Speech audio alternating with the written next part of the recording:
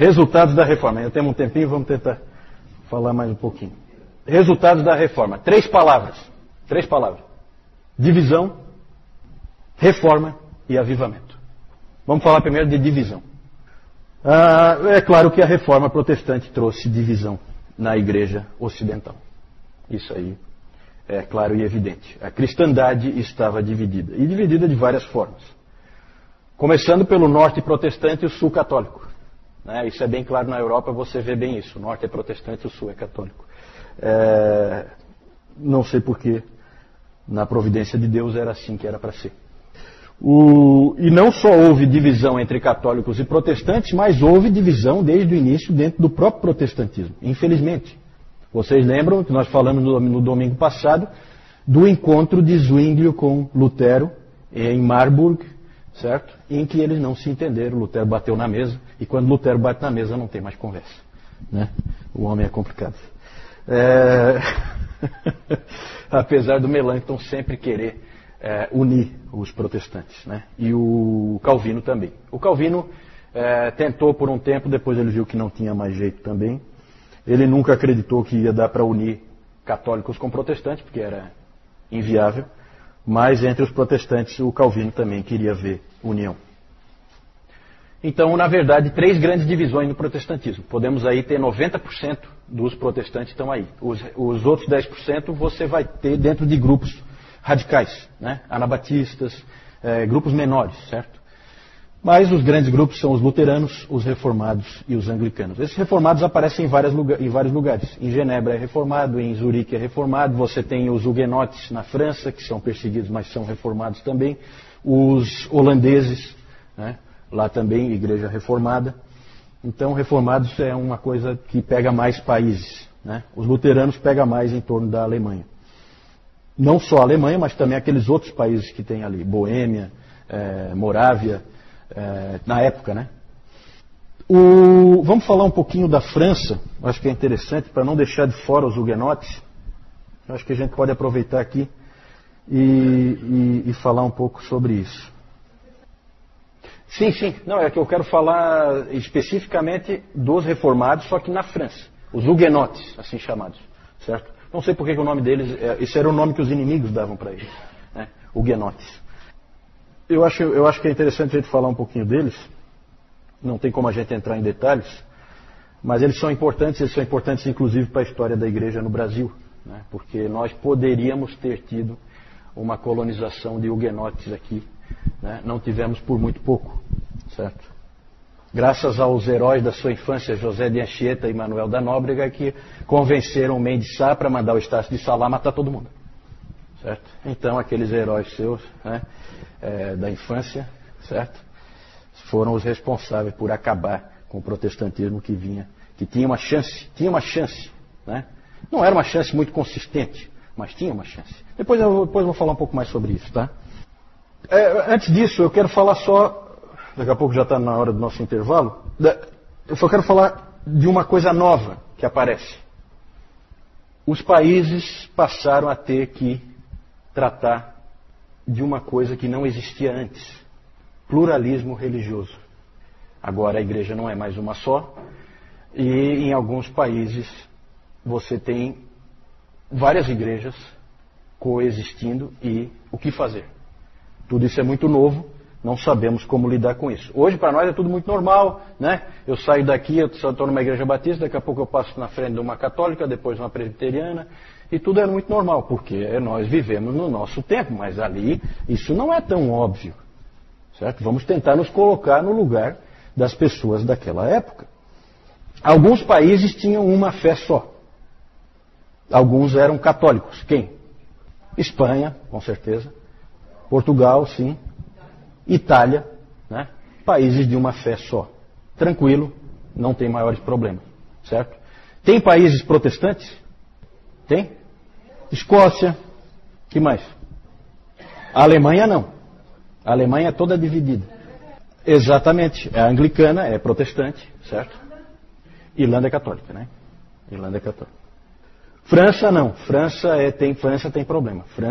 França é confusão. É exatamente aí que a gente queria chegar. Os que tiveram que lidar com a encrenca. Quais são? Eu não sei, eu acho que aqueles países ali, eles faziam parte, alguns faziam parte do Império Russo, e aí não é a Igreja Ocidental, é a Igreja Oriental. Alguns faziam parte do Santo Império Romano, né? Porque não adianta a gente falar agora em Alemanha, não tem Alemanha, não existe Alemanha, existe Santo Império Romano, certo? Norte da África é islamismo, né? Tudo. Desde lá do século VII, tudo islamismo. Né? Até hoje lá são os piores países que tem. Tudo tomado por muçulmanos, tudo ali. Grécia, boa pergunta, não sei como é que era na Grécia. Claro, a Igreja Ortodoxa, claro, é a Igreja Oriental. Por isso que não entra aqui nessa, né? É a Igreja Oriental, com certeza. Obrigado, Deb, isso mesmo.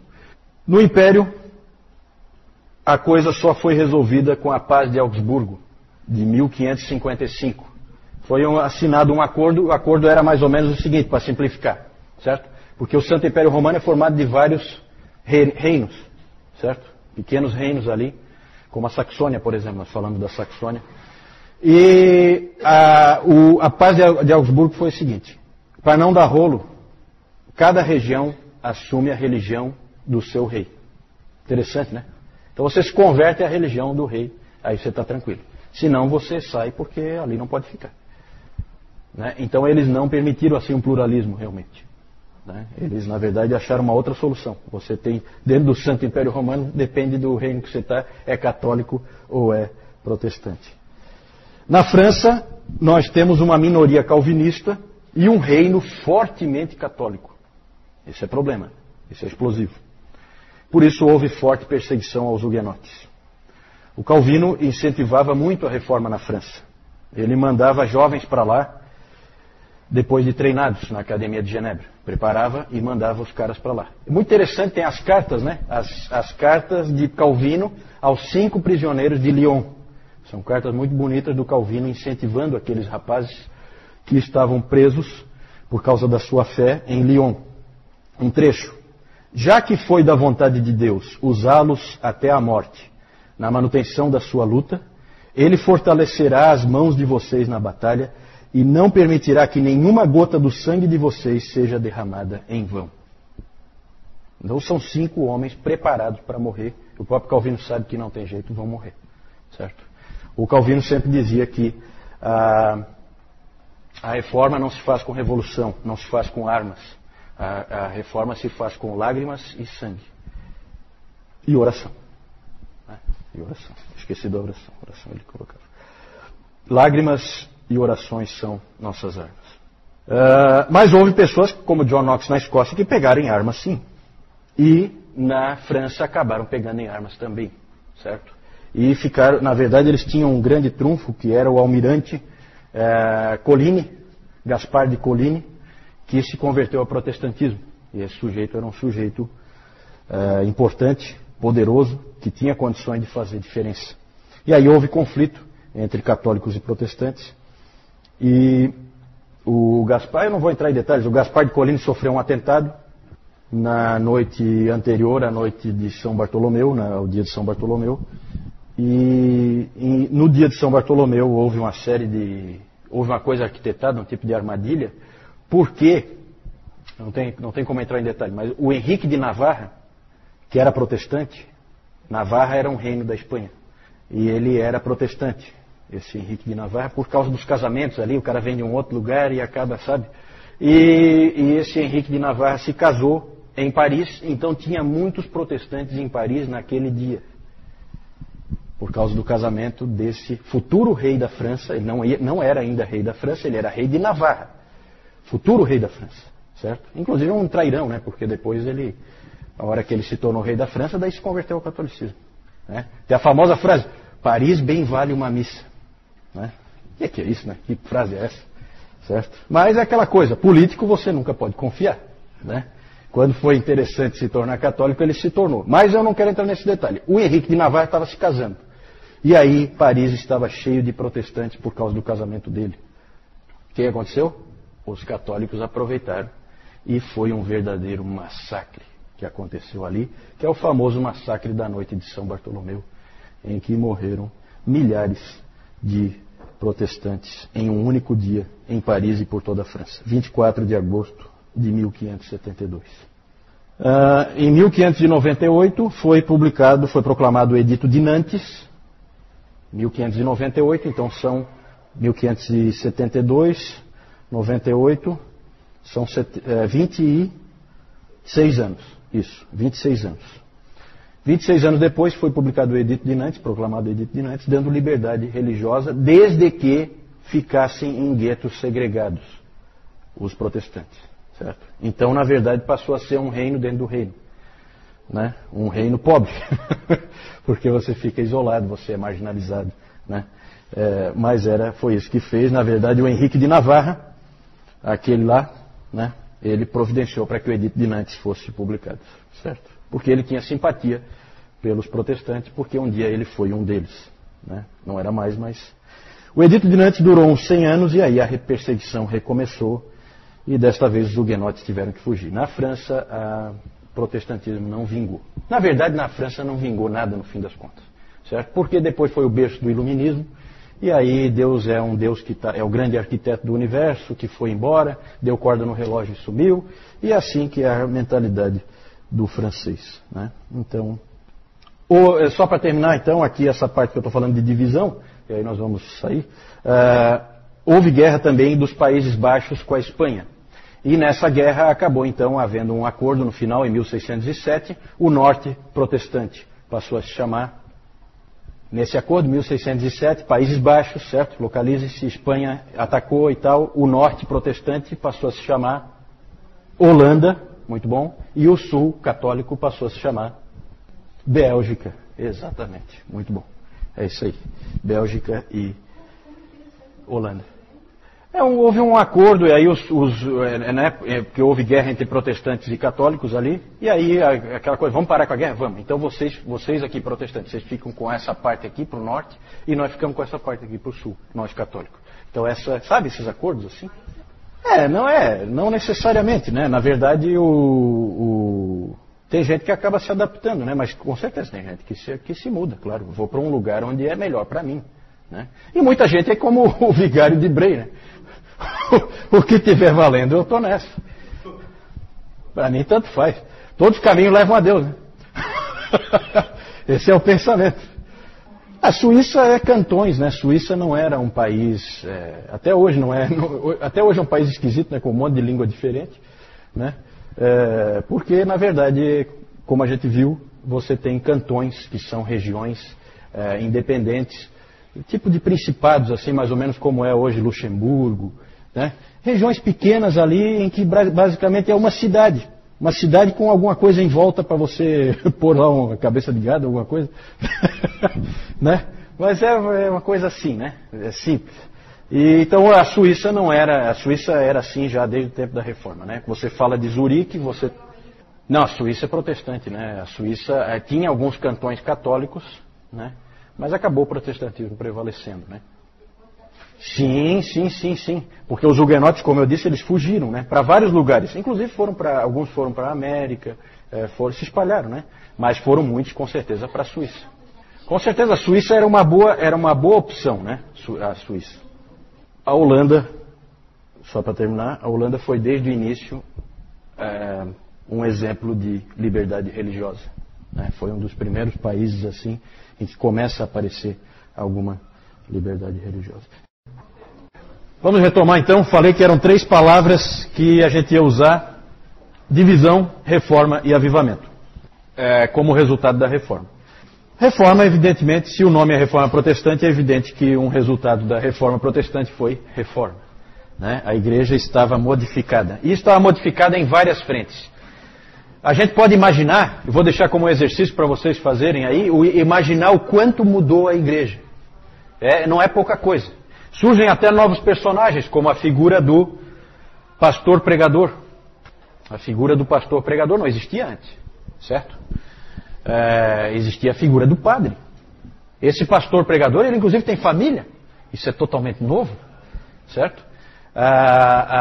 E o padre, onde é que é o habitat natural do padre?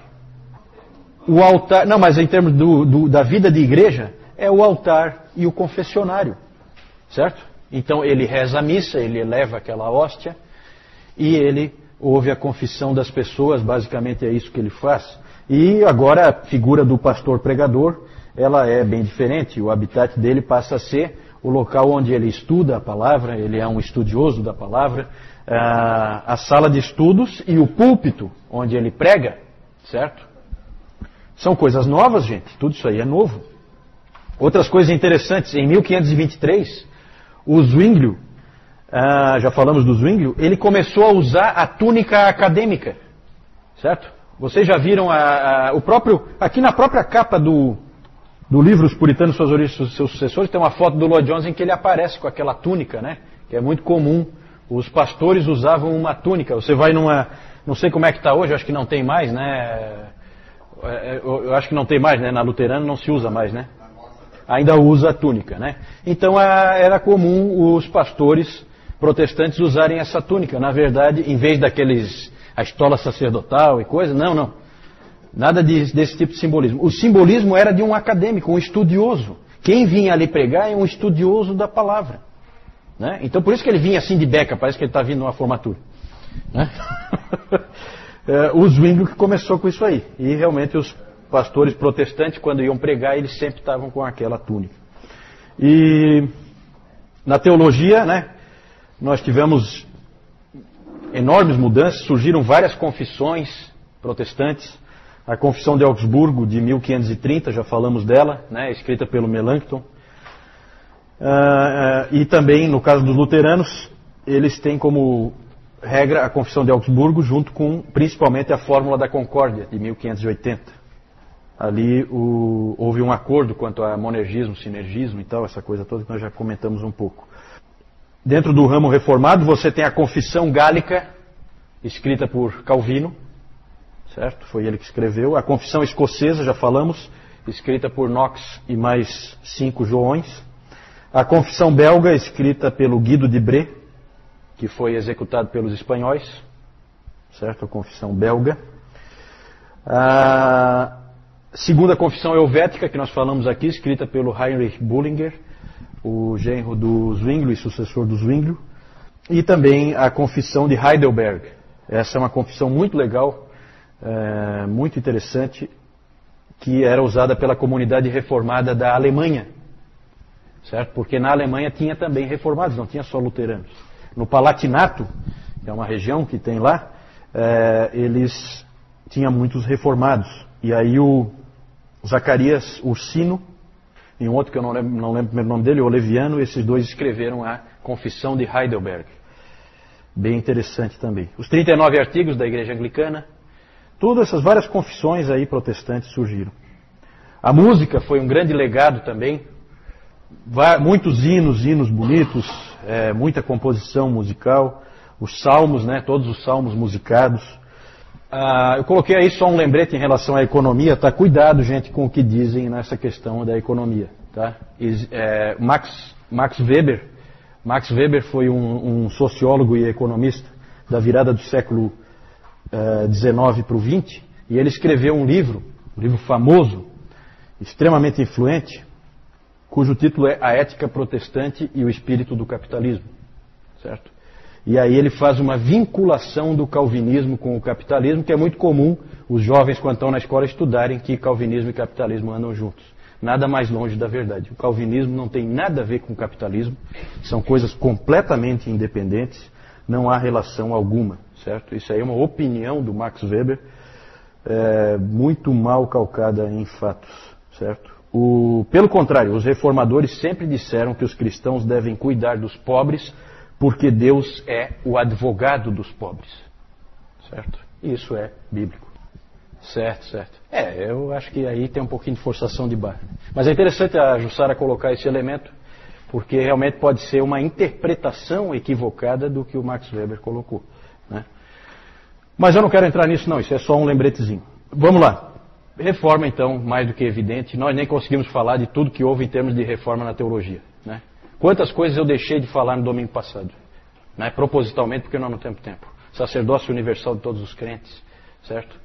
Livre exame das Escrituras. Tudo isso são presentes que nós ganhamos de Deus através dos reformadores. A terceira palavra pode passar aí. Avivamento. Sempre há uma questão clara. A reforma foi um avivamento? Foi um movimento de avivamento? Sempre há discussão quanto a isso aí, né? Aquele período dos reformadores foi um avivamento. Gente, muitas coisas absurdas aconteceram. Guerras, derramamento de sangue, erros, excessos, divisões. O próprio Lutero, ele pensou em desistir de tudo, mais de uma vez, porque ele achava que as pessoas não estavam vivendo de acordo com o que elas criam, certo? Então ele tinha vontade, às vezes, de largar tudo, porque muitas vezes o indivíduo vinha e dizia, não, eu sou um luterano e tal, e a vida dele é um desastre. E porque a gente sabe, houve muito uso político do momento também, né? Pessoas não sinceras entraram junto. E isso a gente vê no próprio filme do Lutero, isso também está retratado, né? Mas até os católicos reconhecem que ocorreram transformações na vida e na espiritualidade das pessoas. Eu acho que até a própria igreja, como nós vimos, a própria igreja católica romana foi afetada, certo? Até ela melhorou depois da reforma protestante. Tantas coisas que a gente deixou de falar, eu não tenho como falar, né? Falei aí o livre exemplo da Escritura, as marcas da verdadeira igreja, né? Pregação da palavra, nada de sucessão apostólica. Pregação da palavra, fiel, né? Pregação da palavra com fidelidade, administração correta dos sacramentos e exercício da disciplina eclesiástica. Marcas da verdadeira igreja. Tudo isso aí são herança dos reformadores. Não temos tempo para nos aprofundar, temos que seguir em frente. Só quero mostrar rapidamente aqui um quadro que existe sobre a noite de São Bartolomeu. Todo o massacre que houve naquela noite. Ali o Gaspar de Coligny, depois nós vamos falar dele de novo, porque ele foi importante no envio do Villegagnon para cá, para o Brasil.